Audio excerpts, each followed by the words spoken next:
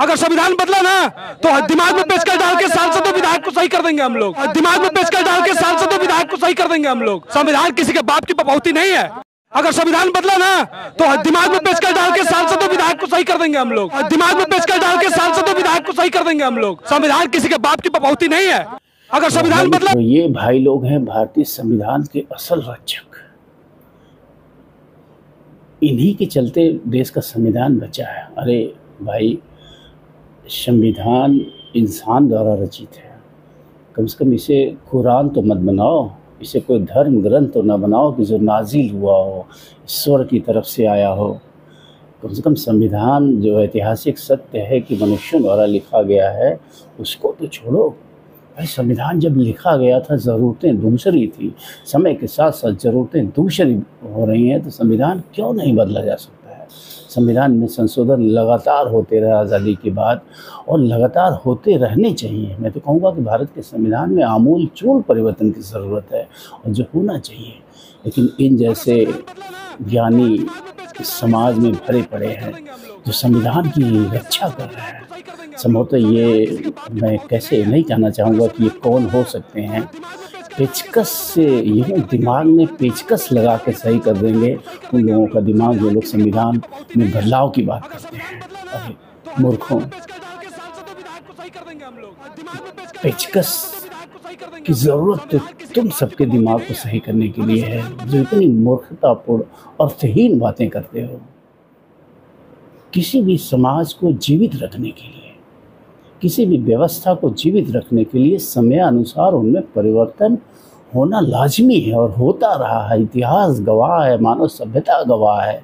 परिवर्तनों के कारण ही मानव सभ्यता आज जंगलों से निकल के यहाँ तक पहुँची है। हम आदि मानव से निकल कर यहाँ पहुँचे हैं।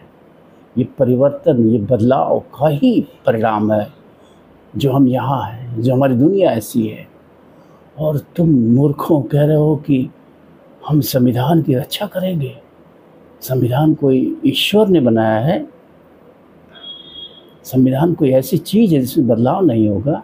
अरे संविधान में बदलाव नहीं होगा तो देश ठहर जाएगा, रुक जाएगा। और रुका हुआ पानी सड़ जाता है।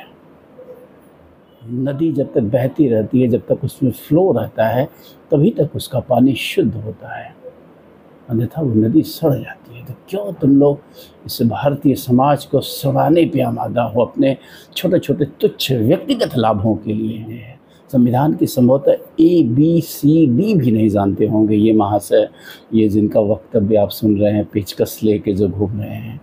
पेचकस वाले भाई को मैं गारंटी के साथ कह सकता हूँ, ये जहाँ कहीं के भी हों, अगर ये मेरी वीडियो सुन रहे हों तो आएँ।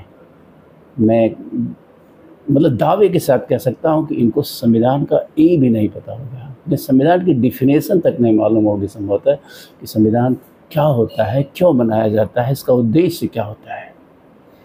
और ऐसे लोग संविधान की रक्षा कर रहे हैं, और कुछ राजनेता हैं इन्हें हवा दे रहे हैं। ये राजनेता अपनी वोट की राजनीति के लिए इतने गिर जाएंगे इस देश में, इतने गिर जाएंगे इस देश में, ये कल्पना नहीं करी जा सकती है। नेताओं ने कुर्सी के लोभ में पूरे भारतीय समाज को इतना विकृत और विद्रूप बना दिया है कि जिसके लिए शब्द नहीं है मेरे पास कहने। भारतीय समाज किसी भी अर्थ में एक सभ्य समाज नहीं कहा जा सकता है। ऊपर से नेता दावा करते हैं विश्व गुरु बनेंगे हम। अरे क्या सिखाओगे तुम दुनिया को? दुनिया क्या तुमसे सीखेगी? यही सब कि जहाँ संसद में अपराधी बैठते हों, जहाँ सांसद विधायक अपराधी होते हैं, जो समाज जातियों में बटा हो, जो समाज धर्म के नाम पे एक दूसरे का खून तक कर देने पे आमादा हो, जहाँ अमीरी और गरीबी की इतनी गहरी खाई हो कि 80 करोड़ लोग 5 किलो अनाज पे जीवित हों, और 1% लोग अपने बेटों की शादियों में हज़ारों हज़ार करोड़ रुपए खर्च करें। यही दुनिया को सिखाओगे? यही दुनिया तुमसे सीखना चाहती है? यही तुम्हारा दावा है कि तुम विश्व गुरु बनोगे? अरे शब्द नहीं है क्या कहूँ, कैसे बदलाव हो सकता है। ये एक चीज़ तो सच है, ये मैं स्वीकार कर चुका हूँ कि किसी सामाजिक क्रांति से, किसी राजनीतिक क्रांति से या किसी धार्मिक क्रांति से इस देश में बदलाव नहीं होने जा रहा है। अब बदलाव का सिर्फ और सिर्फ एक रास्ता बचा है, क्योंकि गलत लोगों की संख्या बहुत बढ़ गई है और अच्छे लोगों की आवाज़ जो है नकार खाने में तूती वाली साबित होगी, उनको कोई सुनने वाला नहीं है। तो अब गांधी जी ने जो कहा था ना कि be what you want to see in the world, यानी वैसा बनिए जैसा समाज को देखना चाहते हैं। तो आई मीन टू से सेल्फ परिवर्तन से ही अब समाज को बदला जा सकता है। अच्छे लोगों की संख्या क्रम से बढ़नी चाहिए, तभी समाज में बदलाव होगा। किसी भी क्रांति से भारत जैसा समाज अब नहीं बदलने जा रहा है, क्योंकि ये जो कीड़े हैं ना, जो समाज रूपी वृक्ष को या पौधे को या फसल को खाने वाले जो कीड़े हैं ना, इनकी संख्या इतनी बढ़ गई है कि ये उस पौधे के, उस फसल के रोम रोम तक पहुंच गया है। बेईमानी, धोखाधड़ी, अपराध, हिंसा, झूठ बोलना, सत्य, ये सब पार्ट ऑफ लाइफ हो गया है भारत में आज। शायद ये चौथा युग है, यानी अंतिम युग। अगर साइकिल देखी जाए जो युगों की है भारत में तो कल युग यानी ये अंतिम युग है।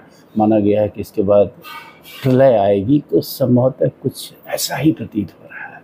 समाज को देख के, लोगों के आचरण को देख के, लोगों के व्यवहार को देख के। थैंक यू, नमस्कार।